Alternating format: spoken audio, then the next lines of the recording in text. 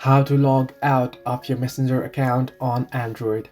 Hello everybody, welcome back to my channel. This is me, Pipin Mesnet, and today I'll guide you on how you can log out of Messenger on Android. Now, logging out of Messenger is a bit tricky. Unfortunately, there is no any direct option that you will get on the application to log out of your account. You can switch in between your accounts. You can add another account, and if you wish to log out from that particular account, you can switch to another account.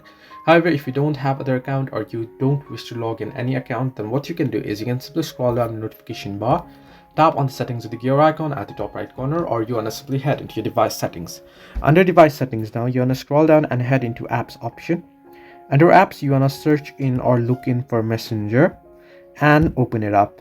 Under the app info of Messenger, head into storage. Under storage, simply tap on clear data. Now what this does is this will clear all your data. It'll log you out of your any account that you have saved on Messenger, and it's as good as uninstalling and reinstalling the application. So this way you can log out Messenger on Android.